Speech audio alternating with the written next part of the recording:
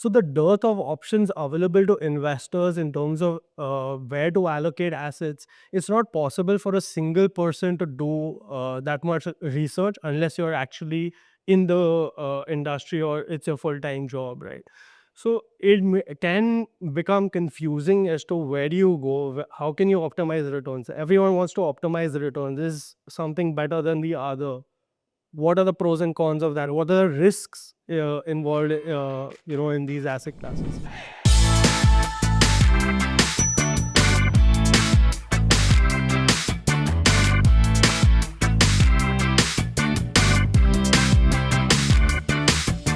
Hi everyone, good evening. So please take a note of the following two FOFs, 19th June and 24th July. So the topic for today is managing rich people's money. Uh, Last year, Rajiv had done a talk on what to do once you're rich. Yeah, so the idea was, let's have a look at uh, how are the wealth managers thinking, and what is their strategy? How are they thinking of scaling up? And what are they? How is it that they are arriving at the decisions in terms of what to recommend or advise? So that was the whole point. We had another talk also on the wealth management industry about 2 years back. That was more in terms of the quantitative and the history of wealth management as a business, even from a global perspective. My attempt is more to understand what's happening in India today. So before I start, I just wanted to understand through a quick show of hands, how many people believe that there's a difference between a wealth manager and a financial advisor? Anyone who believes that there is a difference can raise their hands. Okay, so I'll say about 50-50. So that's actually quite interesting to see. So I use ChatGPT, I use Perplexity, all the AI tools, Google, just to see what is the differential in terms of the terminologies. And I actually couldn't really see too much, but in interactions, uh, I realize that there actually is a difference, at least in India, how people are thinking about wealth managers and financial advisors. Uh, it's more to do with the way that they conduct the business. So again, many people may have different thought processes as to what wealth manager means to them. So let's have a look at how these different business models are and how they are evolving. So there's a lot of excitement in the industry. Everyone's looking for a private banker. A lot of wealth that has been generated, especially over the last few years, where markets have been more or less one way.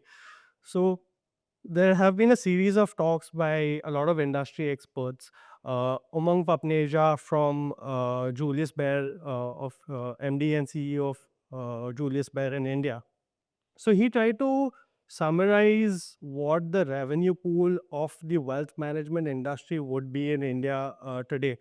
And how he did that is he tried to look at the mutual fund distribution, the PMSAIF distribution piece, brokerage and lending. These are the basic verticals that he looked at. And he took a rough estimate in terms of the yields on these assets, and came to a conclusion that the value or the revenue pool today is 55 to 60,000 crores. And this is only going to grow. So he expects it to grow to about $7 billion industry. So obviously there are a lot of factors in favor of India. Most of it that we know of. India is naturally, the Indians are tilted towards saving a lot of money. One of the highest across developed markets. So we're at 29.1%. Relative to some of the other countries. So just looking at some of the macro factors as well. Even in terms of financial versus physical assets, we have seen a shift, a mindset shift that is coming, moving away from real estate towards more of financial assets. We can see this in multiple different ways. And in fact, in FY21, so this data is slightly old, but in FY21, we actually had a larger share of financial assets as well. And within those financial assets, equity oriented savings is still growing and currently a smaller piece of the overall pie. So if you see, there's a decadal shift that 361 had shared. Uh, about 7% of the total assets are towards mutual fund shares and debentures. So obviously, we all know that there are significant increase in terms of the demat account holders that exist in India. New PAN cards that are being added every year. Even the number of unique mutual fund investors that are seen. So all of these graphs are trending one way currently, and what this has led to is a rise in the number of billionaires. Uh, and that's a 300% rise that we have seen in the last 10 years, right? Uh, and we have one of the largest number of dollar millionaires as well in India across countries. So that automatically, so within that also, you're seeing the equity oriented assets, for example, mutual funds, AIS, PMS, direct equities, all of this is gaining a lot of traction. Mutual funds have grown at a rate of 21% CAGR over the last 10 years. AIS has grown at 68%. So there's been a lot of growth. Naturally, there's going to be a lot of requirement in terms of where to then deploy these funds and how do you manage these assets. So, but it's not just these macro factors that is leading to the excitement in the industry.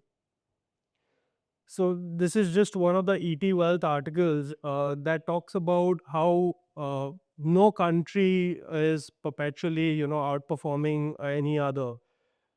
So now we have Gift City also, that is an option for investors to invest abroad. Passives are starting to pick up a little bit in India, and you have a wide variety of different kinds of passive options. So the dearth of options available to investors in terms of where to allocate assets, it's not possible for a single person to do that much research unless you're actually in the industry or it's your full-time job, right? So it can become confusing as to where do you go, how can you optimize the returns. Everyone wants to optimize the returns. Is something better than the other? What are the pros and cons of that? What are the risks involved, in these asset classes? So therefore, we've come to an inflection point wherein going to a wealth manager or a financial advisor may make sense so that they can be your sounding boards as well. Cross-border taxation is yet another. So you have a lot of second generations who are shifting abroad or want to shift some of the assets from India to abroad or the other way around, right? So getting some assistance and how to devise that best. All of these things are something that a wealth manager tries to assist you with. So just to look at it from a global context in terms of how much the different countries. So I couldn't get the exact data for a country. So what Chandrasekharan also from our research team has helped me in terms of understanding. So you have some of the larger companies within each of these country and how their realizations have trended. Uh, so Morgan Stanley, which is primarily in the USA, has about 58% coming from annual recurring income. So this is your trail commission based inflow that is coming. Sorry, fee based income. For Morgan Stanley, UBS, and Julius Baer, majority of their income is coming from fee based income. So, and their numbers are anywhere from 52% to 67%, right, of the overall revenue size for themselves. Whereas in 361, which is one of the larger companies in the Indian space, only about 39% is coming from annual recurring revenue. And majority of this is actually coming from distribution assets. So India, in that sense, is actually quite different as of today. When you hear Umang Papneja's talk also at the CFI Society, one thing that he mentioned, despite the 60,000 crore revenue pool growing to 7 billion, he expects a lot of growth coming from the advisory led model as well. So Will that shift really happen? What is required, or what are the challenges for that, is something we'll try to explore. But before I dive into that, I just wanted to touch upon the different licenses that exist in the industry. Uh, Most of your wealth managers will have, at least they'll start out with one of these licenses, but it actually also determines the kind of strategy that they have. And over a period of time, they'll probably start getting more licenses and becoming a full stack play. So AMFI registrations for your mutual fund distributors, ARIA, which is a new body that was in the 2010s, is when Association for Registered Investment Advisors, that was launched. This is more from a direct to sit at the client side of the table. IRDA is required if any of the wealth managers want to sell the insurance products. So you need a registration with IRDA for that. Broking license is also obviously something that these wealth managers do provide. So we've seen 361 recently acquire BNK Securities. So we'll see more of such activities as well. So that would be with SEBI. NISN certifications are very important for even in compliance for a, let's say, a RIA model or a PMS. You have some NISN certifications that need to be done. Even mutual fund distributors have to get these licenses. PFRDA is for anyone wanting to advise on your pension assets. And APNI is also something I put over here, primarily because you do have non-discretionary PMS and advisory model within the PMS bouquet as well. So let's look at some of the services that a wealth manager can offer you. So it, so you have these larger buckets, which is investments, but it's not just investments. However, in India, most people believe that a lot of it is to do with investments. So investments is just one part of it, and yet there are so many other buckets, right? Estate planning, insurance, taxation, philanthropy, real estate, uh, borrowings in terms of ESOP financing or short-term financing, and even concierge or lifestyle management services.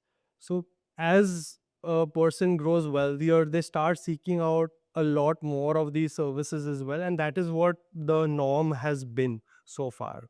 And within investments, you have a lot of different investment instruments that exist. So everything from your basics like direct equities, mutual funds, PMS, AIFs, or even the esoterics like investing in art, wine collection, and so on.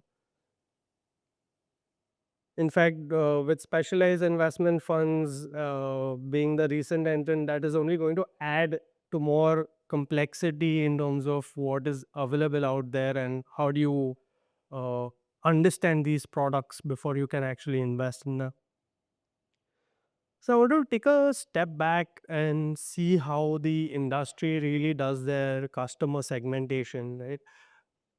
Generally, what I see in most of the investor presentations also, there's always this pyramid that exists, which is segmenting customers based on their net worth, right? So it's mass market, maybe less than 50 lakhs, emerging affluents, 50 lakhs to a crore, and so on. The numbers may change depending on company to company, but they typically have this pyramid, and their focus or their business strategy is generally to a certain section of the pyramid, at least at this point in time. And then they talk about how the HNI and the UHNI category is likely to grow at a much faster rate going forward. And that really defines what kind of products that they want to offer to these individuals. Something that Rajiv had also mentioned in his presentation last year.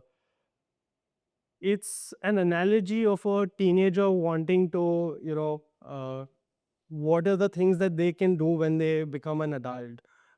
Get married, drink alcohol, and so on and so forth, right? But voting, for example. But not everything is suitable for any investor, and that is very important, and that is what generally gets missed out on. Um, and so you look at it, so an HNI can be offered AIF, PMS, fixed income, an ultra HNI, taxation or trust services, uh, asset monetization, investment advisory. So it's really defined only based on your net worth. What products will you get sold, or what will those people who are continuously probably calling you? Do you want to buy this particular product? It's good investment returns that you're getting. But is that the only way? Uh, I have a slightly different view. I think you can do it in multiple different ways. One can always segment based on what are the requirements of the customer. What if the customer doesn't like volatility? That person may be quite conservative, right, in their investment approach. So when it doesn't matter what size or what the net worth of the client is, the solutions that are offered to those customers are likely to be similar, of a similar nature. Self insurance, again, a concept which is picking up a lot of traction globally as well as in India, especially because of the fact the claim ratio is 100%, right? It's your money, you've parked it somewhere. But you need to plan for it. Can you actually have self insurance?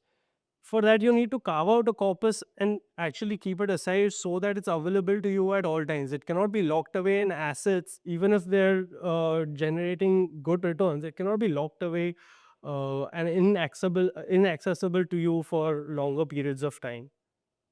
What if a client, let's say a 100 crore client or a 10 crore client, but they only want mutual funds? They want to keep it as simple as possible. Chances are, and if the risk taking ability is also similar, then the solutions also will be fairly similar. So it really comes down to what are the requirements of the customer as well, right? You can go as granular as you want. The next part of it could be the other way would be investor behavior. The investor behavior is also very important in terms of how you deal with the clients, because this is a direct interaction with the clients, right? For the wealth manager, somebody who's extremely conservative or aggressive may need to be pushed the other way. A lot of times, the job of the wealth manager or a financial advisor may just be to say no. You need to take some additional risk if you're being too conservative. This is something that the that's also something, one way that you can actually try and segment the different customers and therefore advise them in a certain manner. Fear of missing out. If you know that the client is likely to keep coming with you, to you for advice on options just because they feel that they're missing out on a particular rally, how do you deal with them? That is where a lot of time, once the investment is made, actually a lot of time is spent in terms of maintaining the relationship, and this is where you're actually spending majority of the time in dealing with different investor behaviors. So one conclusion that I'd come to was that wealth managers can actually be like a master course in behavioral finance. At the end of the day, you're dealing with different people from different stratas of the society and different wants, requirements, different experiences that they've had. Like so, yeah, let's look at what are the different business models that exist for a wealth manager and how they think of scaling up as well. So broadly, I was able to narrow down to two buckets. So one is either it's a limited stack or a full stack in terms of the services that are offered, and either a distribution or an advisory led model. Right. So distribution, you're earning directly from the manufacturer of the product, and advisory, you're earning from the client. So let's look at one aspect of that, which would be a limited stack, but it could be either distribution or advisory. So the ARN holders, the RIA holders would be a very good example of that. The difference, so they're all likely to advise on your mutual funds, PMS, AIS, largely mutual funds. mutual funds to that regard. Uh, the differences that lie is in terms of the maximum fees that they're able to charge. Uh, a distributor has no say in what commissions they earn except for the kind of products that they are distributing and advising on, and what the regular plan expense ratios are. Whereas a RIA can maximum charge 1.5 lakh fixed per family. This is at an individual level, or 2.5% of the assets under advice. That rule does not apply if the investor is an accredited investor or a corporate as well. The scope for negotiation with a distributor is zero, and they obviously cannot. They, there may be some scope with the manufacturer to that extent, but not really. Whereas in an RIA with the client, the scope for negotiation is very, very high. Uh, for every penny, you will have to sit at the table, probably in terms of renewing every year. You'll have to fight that, right? In terms of incentive structure, also for a distributor, obviously we know it's a fact that the incentive structure is misaligned, but there are not always bad actors. In fact, there are a lot of good actors trying to do good, and there are reasons why they also choose a distribution model, in my opinion. It's possibly because nobody really wants to sit and negotiate with the clients in terms of the fees every year. It's a tough ask. Uh, and there are ways to actually do good for the client and not really rock the boat too much. The taxability of the fees, this is something that I recently learned. Uh, when you are getting your mutual fund returns, they're net of the distribution commissions that are being paid, right? So that automatically is a tax shield to some extent for your capital gains tax, because that is considered as tax deductible, whereas the fees paid to an RIA are not considered tax deductible. So you're paying over and above after the capital gains tax as well. And yeah, of course, the fee collection is from the manufacturer for a distributor and a client directly for the RIA. So just to look at what are the different costs of different investment instruments that exist in India today. Mutual funds, obviously, we have a lot of data that is available thanks to Amphi. So I've taken a list of companies, well-known companies in India, just to try and see where the distribution commission really lies. And the median for the last year especially came to around 0.65%. Right. This is including a good mix of debt and equity. Uh, Pure equity would probably be on the higher side as well.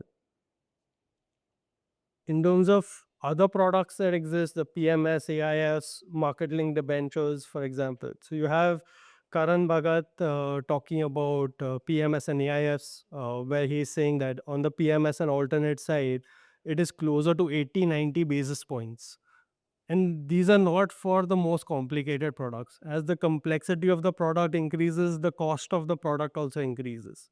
And typically, in my interaction, at least what I've learned is that the distributor commissions for PMS and AIS land up being shared 50-50 between the manufacturer and the distributor. So, what you're effectively saying is that the cost of these products can be anywhere between 1.5 to 2% at the bare minimum, and can go even higher if it's a pure hedge fund or a private equity kind of investment. And you have Ashish Keher from Novama, who's mentioning the yields on market linked debentures. So it's in the range of 2.5 to 3.5% on gross sales.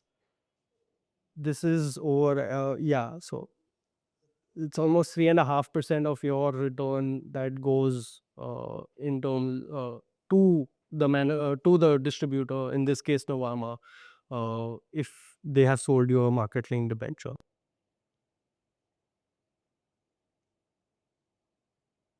Sorry. Yep. So direct plans were for AIS were only introduced last year. So until then, everybody was forced to pay commissions. Yeah. And the second business model largely is the full stack model, right? You are a wealth manager as well, and you are the manufacturer as well. This may make a lot of business sense and economic sense for a company. And I'll talk about where I think that the industry is going. But we'll see, obviously, in this, they have everything from financial product distribution, transaction and broking, corporate treasury, lending solutions, and they have the asset management products as well. So, again, another snippet of Karan Bhagat's call recordings. There he's mentioned that in their pre-IPO funds, because they are both the wealth manager as well as the distributor, what happens is they're able to capture around 130 to 140 basis points. 90 basis points from just being the manufacturer of the product, and 50 to 60 basis points by being the distributor. We saw in the earlier slides that actually the distribution commission could even be higher relative to the 50-60 basis points that is being excuse me, that is being mentioned over here, right? Yeah. So, in my opinion, or a question that's there in my head, is, do all roads lead towards becoming a full stack model eventually? And I think yes, there's a very high probability. The reason being that if there's any service that is missing in your bouquet of services that you offer, the client is going to still have that requirement and is likely to go to a competitor who will then try to cross sell. So it becomes difficult. This doesn't mean that just by having a full stack model you'll only be selling your own products. You will also be doing third party distribution or advising on third party products as well as in house, but you get to keep a larger share of the overall commissions or fees that are being paid by product with yourself, a larger revenue pool with yourself.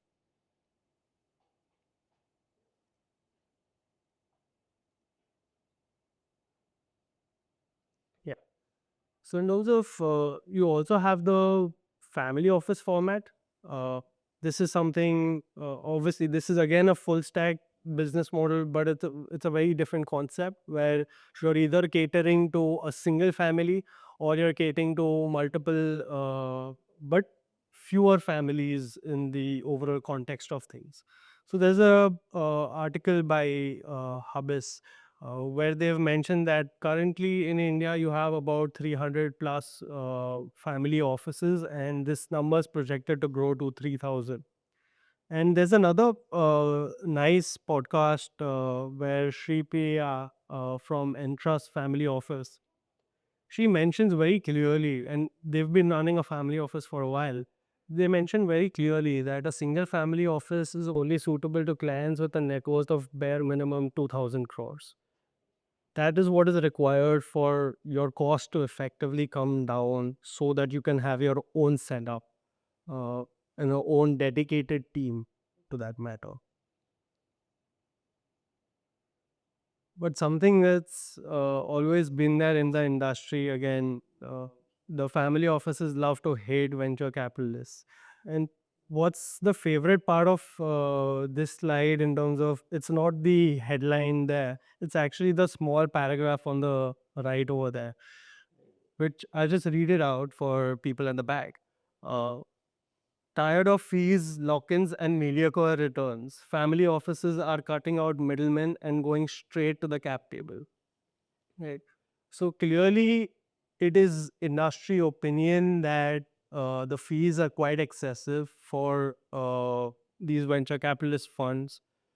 You have longer lock-ins of, let's say, 7-8 years bare minimum before you can see any of the returns in your own bank account. And after doing all of that, also the returns are not something that are so extravagant. They're mediocre, they may be reasonable depending on the market cycle as well. So it's for the family office setup for people, especially single family offices where you're talking about 2000 crores plus. It's easier to go directly to founders of companies and offer them capital, right? You're cutting out the middlemen. You actually have the ability to stay invested for longer. Venture capitalist funds will tend to uh, in some way tend to, they have a deadline, right? So they need to distribute their profits to their investor base within, let's say, 8 years, 10 years timeline, whatever is pre-decided. Whereas a family office can be more patient as well, especially if they see that things are moving the right way, or possibly try to take an exit earlier if they see an opportunity as well. So yeah, you have uh, competition from all different aspects of the industry. You have foreign banks, you have domestic banks, you have brokers, digital wealth platforms, fintechs, boutique wealth managers, everyone entering the space. So it's actually quite a fragmented industry to that extent. And you can see even in the names that are out there very publicly in the next slides. You have ASK, you have Motilal, Novama Wealth, Ionic Wealth, which is by Angel One.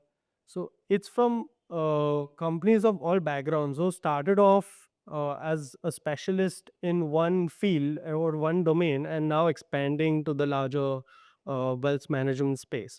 It can be either a brokerage or an investment bank, a or a complete startup as well. So you have Deserve as well, Waterfield, Julius Bar, etc.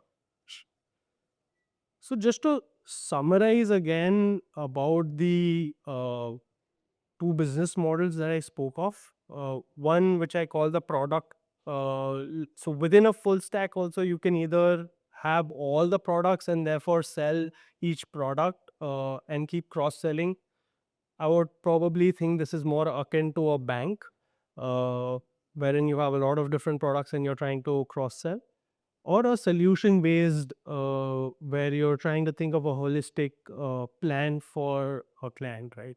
So the analogy that I would take, and I think I'm borrowing again from Rajiv, is that uh, product is more akin to a pharmacist.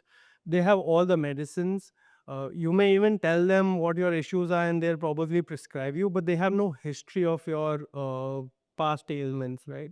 So they may or may not give you the right medicine for you. Whereas a solution based approach is more akin to a doctor who is very well aware of your history, your family history, and so on, right? And therefore, keeping that as context is able to advise you on a certain course of treatment.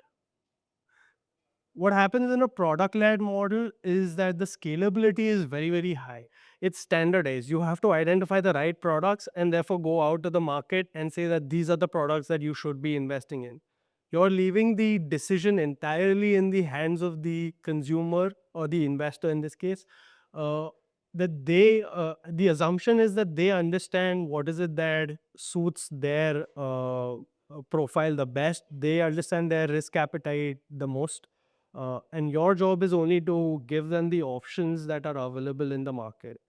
Whereas for a solution based, the scalability, while it's still high, but it may not be as easily scalable as a product oriented. As I said, the customization is very standardized and for a product led model, and a very tailored approach for solution based. Risk profile, while it may happen in a product led model, but it doesn't necessarily have to exist, whereas it is a starting point in a solution led model. So if you are ever seeking out a wealth manager, you know your requirements as well. So if your requirement is for specific products, then obviously you should go to a probably someone who is having the best rates on a private equity fund, who can get you the best price, etc. So that may be the case. But if you think that you need a second opinion, wherein you need to understand your biases, your and what suits your requirements the best, then maybe you should question whether the wealth manager is following the solution based approach or not. Excuse me. The frequency of engagement, again, since you're selling products, is tendency can be to be a very high engagement, to keep calling and insisting that probably a certain deal is about to expire, do you want to invest, and so on. Whereas in solutions, the plan is devised right at the outset, and only when uh, if you see something that suits the plan, are you likely to probably go ahead and call your investor and suggest that option, right? Yeah, and as I mentioned earlier, the biggest task, especially for a solution-led approach, is dealing with the different investor biases and behavior that exist. Something that does not necessarily have to be done in a product-oriented approach. So within the solution base, so RIA was an attempt towards this, but you have it's been almost 10 plus years. This is again a slightly dated article back in 2023. But even then, after 10 years, you only had 1,300 RIA licenses, of which almost about 900, 828 to be exact, were individual licenses, and the rest were corporates. And when you compare this to the number of mutual fund distributors, which is over 1 lakh plus, right? The big difference or the big challenge to scale or buy RIA as a concept has not really picked up, which again in most of the developed countries seems to be the norm, is that there's a cap on the fees. That's point number one. Or even the taxability of those fees in terms of your capital gains tax can be a minor hindrance. The operational requirements for having an RIA license. You need to have a principal officer with certain qualifications. You need to have a compliance officer, whether in-house or it's outsourced, but you need to have that set up. And there is regular reporting that needs to be done. Whereas none of these things are mandatory for a mutual fund distributor. The only mandatory requirement over there is to get that NISM certification. Fee negotiations, again, to negotiate with the client directly, it's a tough ask. And when the client has to cut a check, it's just natural tendency for them to try and negotiate further. And lastly, it's the taxability of the old investments. So if since mutual fund distribution as a concept has been largely prevalent for so many years, to shift those investments, clients who've actually stayed invested for a long term, they've accumulated a lot of unrealized gains. And to shift that to a RIA means you have to incur tax. There's a tax incidence at that point in time. That can actually act as a big hindrance, in my opinion.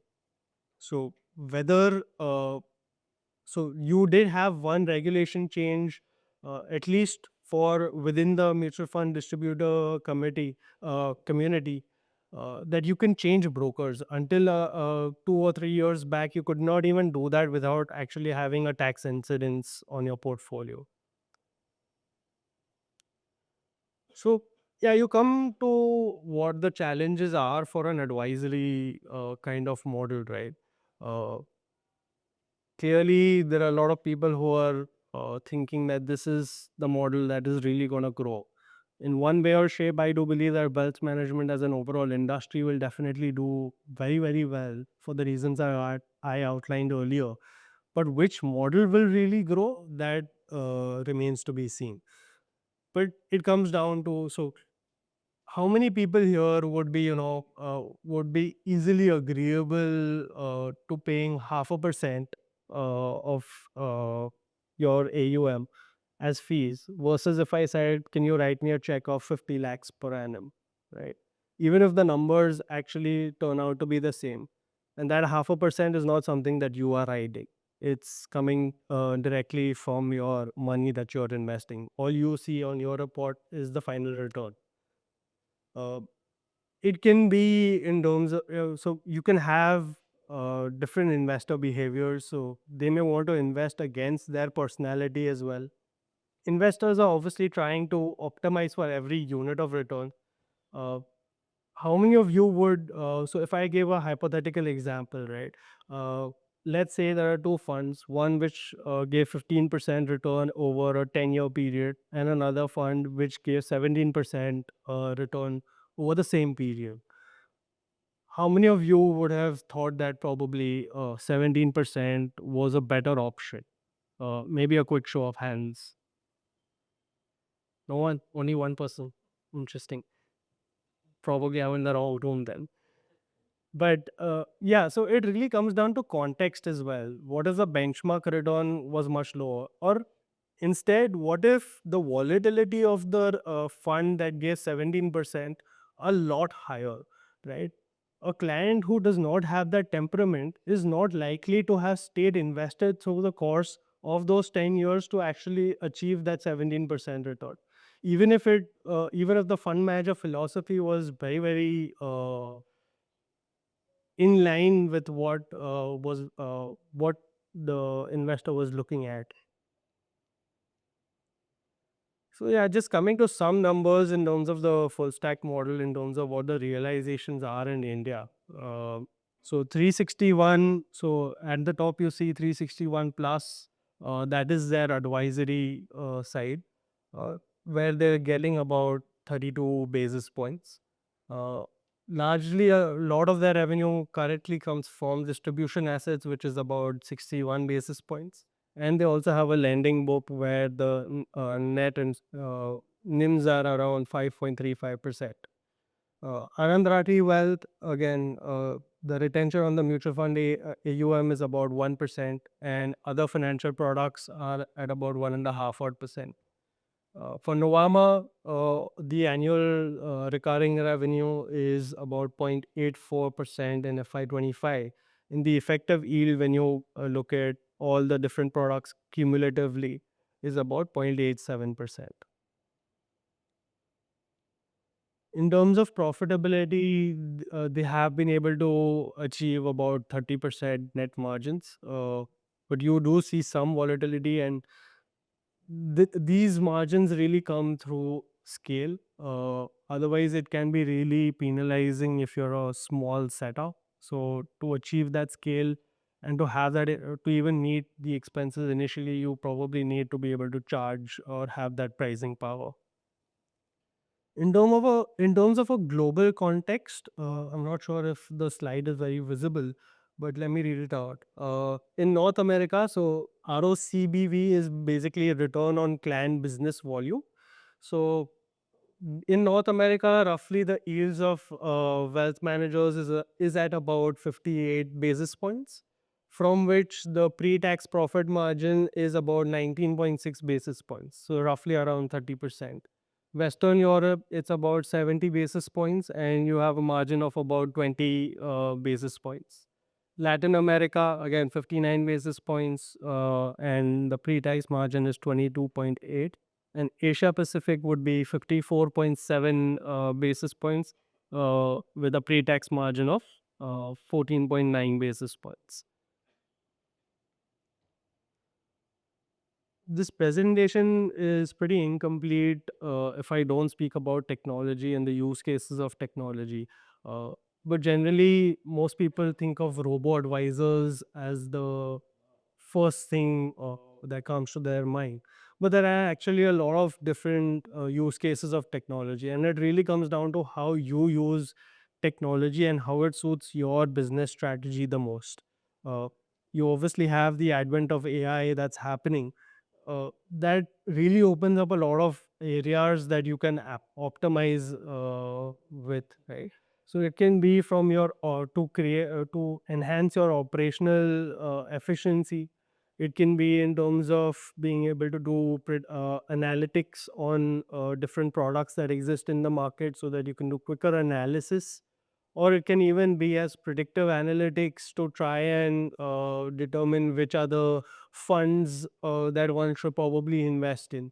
So it comes down to how do you choose, or how does the wealth manager choose to use the technology. And obviously there have been a lot of regulatory changes, but there's no one body per se that represents wealth managers as a whole, because it's a part and parcel of different kinds of businesses at the end of the day. But in terms, SEBI has also been active, at least in terms of different investment instruments that exist. So whether to ban the upfront commissions on AIFs. Uh, so obviously, AIFs until 2 years back had a lot of upfront commissions that were possible. And if you see one of the articles, not sure if I put it up here, uh, the upfront commissions would be as high as 3 to 4% that were given. So even before you actually before your capital has been drawn down, you've actually paid the fees for the next 4 years. So it actually only makes sense for the investor to at least try and stick around and hope that the returns pan out. So without any guarantee of returns, you're already paying the fees well upfront. So that was something that was stopped. Uh, Again, mutual fund distributors were entitled to get trail commission if if there was a change in mutual fund distributor, so a change in broker code was applicable.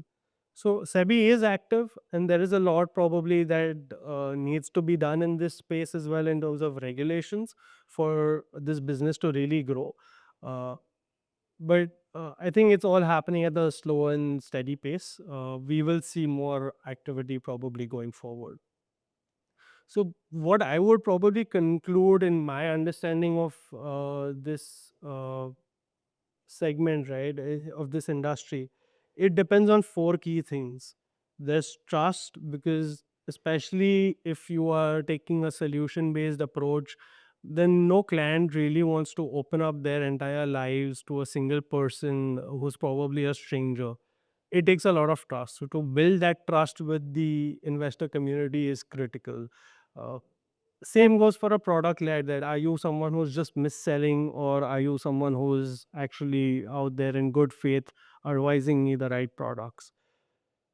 Operational efficiency, again, because you're dealing with different business models, you're dealing with held away assets, there are a lot of different moving parts that exist for a wealth manager, and therefore to have operational efficiency and how lean but efficient operations can you run so that you can have the most amount of face time with your clients, and there's not a big turnaround time in terms of when you're approaching now.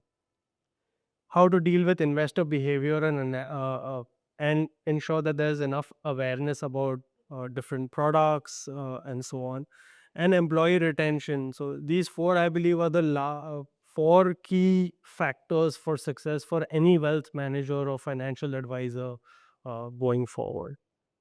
Yeah, thank you so much.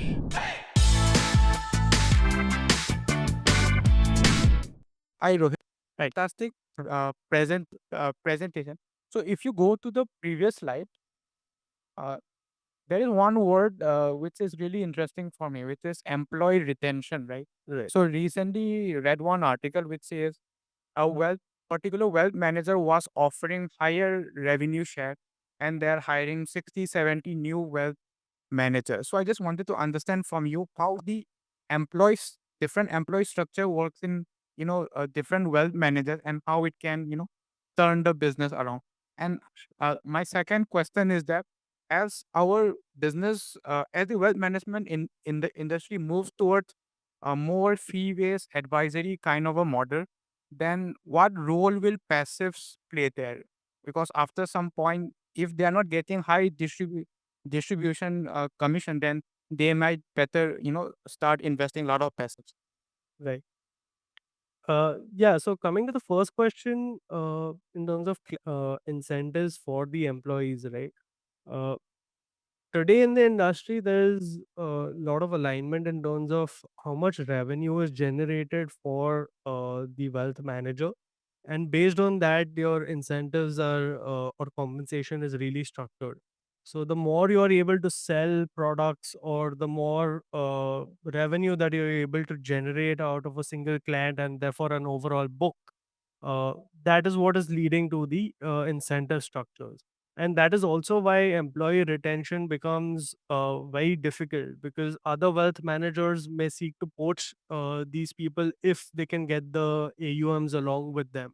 So being dependent, or at the end of the day, these employees generally, or the RMs have generally been the point of contact for any investor. So the trust is actually built with that particular RM, and not necessarily the wealth manager.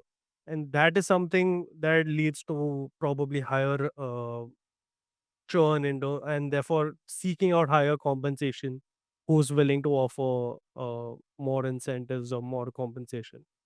I think that's the answer to the first question. The second question, could you repeat again?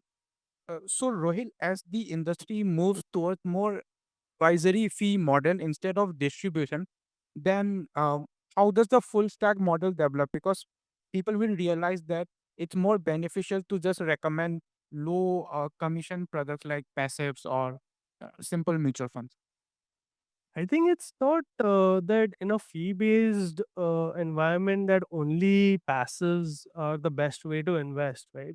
You do see a lot of active funds that are able to outperform as well, as long as you've done the analysis in terms of what the investor philosophy are.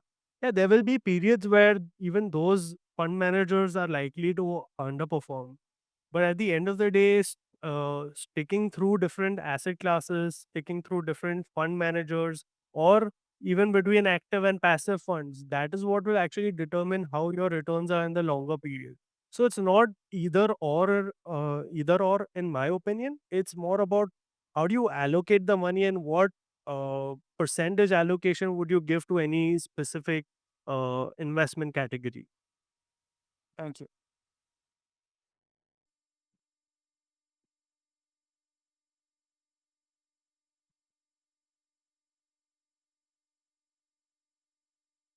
Hi, Rohit. Very good presentation. Okay. So I have two questions. One is that in your second slide, you said that share of mutual fund and financial assets are very low, right? Currently, do you expect it to grow substantially, or the proportion will remain the same? I think so. I do expect it to continue growing, but at what rate and how quickly that would happen is anyone's guess. Uh, Especially if we take example of other developed countries, right? These financial assets are not only more accessible, but also they have been able to generate better returns. And being across different asset categories will give you the right set of diversification. So it's easier to do that, and going through, let's say, a mutual fund route, you can do REITs, in which you can do mutual funds, and within mutual funds also you have a whole bouquet of different kinds of services, right? So that can actually give you the right asset diversification at the end of the day. So you need not it's not necessarily uh, in my opinion, that you have to go to only a real estate or a specific fund. So you can get that diversification, and therefore I am more confident that yes, a shift will happen, but at what rate is anyone's guess. Yeah, the other question is uh, when we say that independent financial advisors numbers are quite less as compared to distributors, is does that make difference in the cost structure of the funds? In terms of cost structure of the funds, so when Because you're saying, distribution commission goes out, yeah, but uh, currently most of the funds are heavily dependent on. So direct plan also people, not many people subscribe to direct plan. Even if they are going to direct plan, it is on the advice of their financial advisor and not because they are themselves going. So do you see a shift in that? In terms of you're saying regular to direct plans, is it? Uh, if you're asking primarily dependent on because it may be lower fees, then I don't think that is necessary. Uh, what I would say is at the end of the day, it depends on each client and the kind of advice that they really require. So it may still make sense if you are someone who's not in the industry or doesn't know something about it but would like to get that exposure and then going and paying up for it. As long as you're able to generate or the advisor is able to get you decent returns over a long tenure, that is what any investor should be really looking at, not just the fees. It's an important criteria, but it's not the only criteria. Thank you.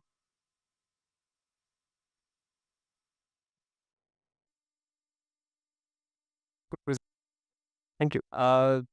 It was, say if I'm manufacturer also and I'm distributor also.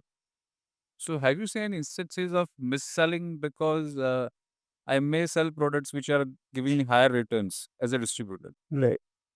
And if I'm both, then it may happen because I'm earning more from distribution, my energy will be diverted toward distribution and may get distracted from maintaining good products and managing it well. So have you seen such instances in India or abroad wherein this kind of conflict of interest has happened? I'm sure it will exist, but at the end of the day, it comes down to the people advising you. And because in the long run, even if you're advising any assets, whether it's your own or a third party, which delivers subpar returns, you're not going to stick around for the long run. You'll probably make the money for those 4 5 years, but after that, the investor is likely to leave you, right? So at the end of the day, it really comes down to that. So even if that conflict of interest exists, so I wouldn't call it a conflict of interest necessarily. It really depends on what kind of products are being designed by that asset management company or the wealth manager who's doing a full stack model as well. So it comes down to that. But at the end of the day, in the long run, I think it'll all even out. Hi, Roy. Hi. So excellent presentation. Thank you. I actually had the same question, but with a little bit more. So one is the suspicion of conflict of interest that comes in the investor's customer's mind when you have a full stack Right. wealth management company. The other is management bandwidths. So when you have, I mean, banks are probably the best example of full stack, right? Right. They have a finger in every pie. But there's a lot of customer dissatisfaction with how RMs function, how they're treated, etc. So, how do you can you measure management bandwidth being split up into all of these entities and that taking a toll on ability to differentiate and be better than others? Right. At the end of the day, so most wealth managers have a product team that is researching on different products, and if they have asset management products as well, that ideally will be a different team altogether. So you generally tend to have sufficient management bandwidth to that regard. So I don't think that necessarily should be an issue from a conflict of interest perspective. If I get your Yeah, it's question. less about number of people and more about usually organizations are centralized, right? There are the few people at the top who decide where to allocate capital, how to brand themselves. And when you have a lot of small businesses, I think there is possible that there's some toll of that complexity. But I guess you can't measure that. Yeah, that is very difficult. And as I said, I think in the long run, if you're not advising what's best in the client interest, will that will take a toll on the business, whether it's in the short run or in the long run.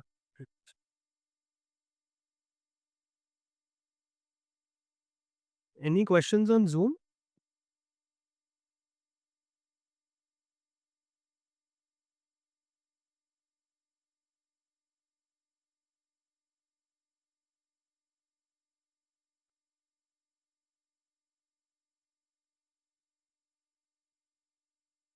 Hi. This is Krishna. I have one question. What kind of disruptions you see in this industry now going forward? In terms of disruptions, I don't know if so. AI is definitely how you use technology at the end of the day, whether it's AI or any other technology. That is something that will really determine the uh, how quickly you're able to adapt and deliver the right kind of advice. So that how you use that as a tool, I think that will be the big disruptor going forward, in my opinion. Any regulatory changes obviously will also be a big factor, but leaving that aside because that's not something anyone can bank on. Uh, yeah, technology would be one big use case. Got it. Fine. Thanks. Right. I will. Have you seen any growth of fixed fee plans? So, an ultra HNI may not be comfortable paying a percentage AUM fee for advice, which is essentially fixed cost in nature. But are you seeing anything like that taking off in any?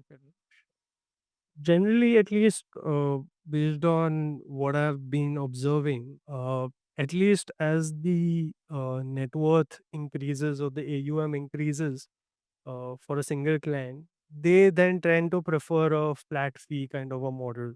So that is something that's there, but at least a lot of these wealth managers are also still trying to depends on which target audience they're really going to, and therefore they have their pricing models fixed.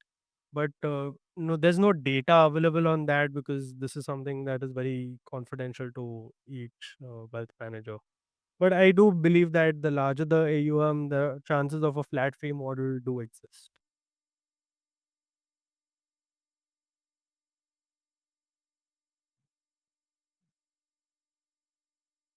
So, so general belief is that distributor is just sells the product to the target audience or the investor, and the investment advisor knows what he is doing. Okay, so but and we have seen lot of distributors. I mean, I started taking interest in this only recently. Lot of smaller distributors have 100 crore plus AUM, largely thanks to market than their own effort. And I have met so many of them. They don't have the kind of caliber that actually investment advisor or a distributor should have. So, do you think that with the entry of larger people like Dizao and so many other people, this is going to change? So I'll just probably make a comment before that. So I don't think necessarily that everyone's a bad actor when it comes to mutual fund distributors. I believe that the incentive structure may be misaligned in terms of where they sit on the table, but they are still trying to. There are a lot of good actors who are trying to give the right advice at the end of the day. They just don't want to rock the boat too much in terms of how the fee negotiations are done. That is very difficult, especially at a smaller scale or a smaller mutual fund distributor. That becomes very difficult when you're going to, let's say, 100 crore client. You don't have any bargaining power with those clients at the end of the day. In terms of caliber, again, you have had a very fragmented industry in this space. So you have a lot of, so if I take asset management as a space, you have a lot of small PMSs also that still exist and are able to do well. It's not like only the big guys are, the brands are able to do better. So I do think that there is a space for everyone. Yeah, that's how I would answer that. Thank you. Thank you. Thank you for that, everyone.